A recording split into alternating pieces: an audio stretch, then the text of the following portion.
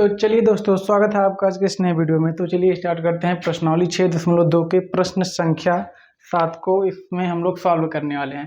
तो आप लोग अपने बुक में देखेंगे कि इसमें एक प्रश्न दिया गया है, 7वां जो है दिया गया है, परिमेय पहले का या 6.1 का प्रयोग करते हुए सिद्ध कीजिए कि एक त्रिभुज की एक भुजा के मध्य बिंदु, मतलब कोई त्रिभुज है उसकी एक भुजा के मध्य बिंदु, ये हमने मध्य बिंदु डी मान लिया है।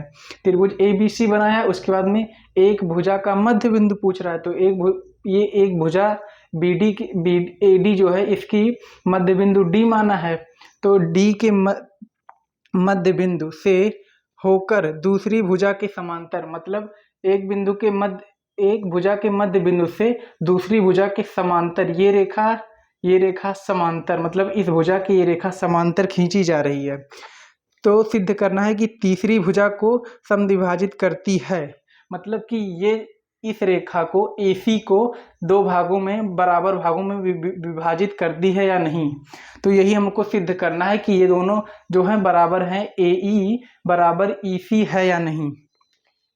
तो चलिए इसको हम लोग प्रूफ करते हैं। तो कैसे करेंगे? तो जैसा कि हम लोग देख रहे हैं कि ये रेखा और ये रेखा दोनों समांतर हैं और बोला है हम लोगों से कि परिमेय पहले का प्रयोग करिए। तो परिमेय पहले का प्रयोग जो हम लोग करेंगे तो हम लोगों को दिया क्या है इस त्रिभुज में। हम लोगों को, आपको क्वेश्चन में कुछ नहीं लग रहा होगा, लेकिन आप जब क्वेश्चन पढ़ेंगे तो आप हमको दिख रहा है, आपको भी दिखेगा कि एक त्रिभुज दिया गया है, त्रिभुज ABC में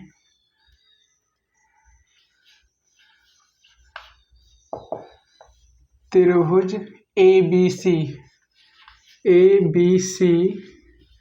में अब हम लोग देखेंगे तो क्या पाएंगे कि मतलब DE समांतर है BC के,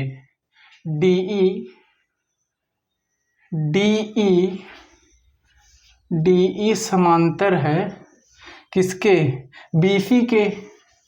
BC के।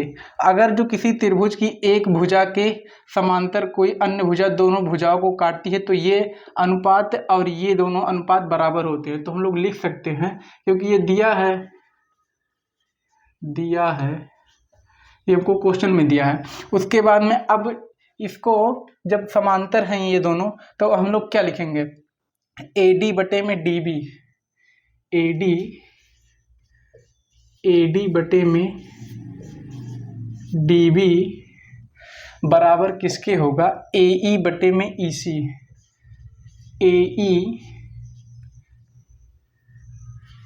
AE बटे में EC। अब ये कैसे हुआ? थेल्स परिमेय आधारभूत समानुपातिकता परिमेय से, आधारभूत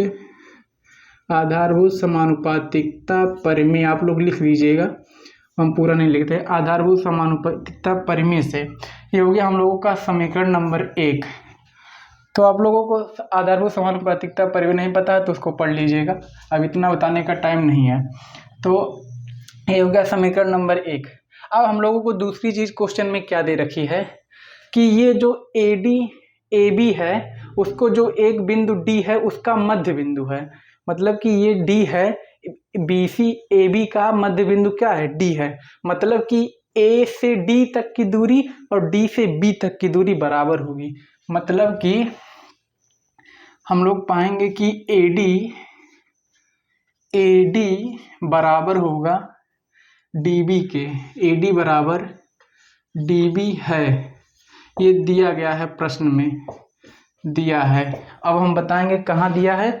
आप लोग देख सकते हैं कि एक भुजा का मध्य बिंदु से होकर, मध्य बिंदु मतलब एक भुजा के मध्य बिंदु, ये एक भुजा का मध्य बिंदु D है। तो जब ये मध्य बिंदु है तो ये दोनों दूरी बराबर होगी। तो अब ये हो गया AD बराबर DB। अब हम लोग देख रहे होंगे कि AD बराबर DB है। अब हम लोग इसी DB को इसके नीचे ले आएंगे। अब हम इसको क्रॉस मल्टीप्लाई कराएंगे, अगर जो इसके बटे 1 होता तो दोनों का क्रॉस मल्टीप्लाई हो जाता। तो अब हम इसको इधर से क्रॉस मल्टीप्लाई कराएंगे तो AD के बटे में क्या आएगा? AD बट अब इसको इधर ले जाएंगे तो ये बटे में आ जाएगा, AD बटे में DB डी बी। अब आप लोग देख सकते हैं कि यहाँ पे डी बी को हमने यहाँ नीचे ले आया तो हम लोग देख सकते हैं यहाँ कुछ नहीं होगा, यहाँ जीरो होगा, जीरो नहीं होगा, यहाँ पे होगा 1। ये हो गया 1। अब ये हमारा हो गया समीकरण नंबर 2, इक्वेशन नंबर 2। अब हम लोग देख सकते हैं कि यहाँ पे ए डी बटे डी बी, यहाँ पे भी ए डी बटे डी बी दोनों में कॉमन आ रहा है। तो हम लोग लिख सकते हैं कि समीकरण 1 व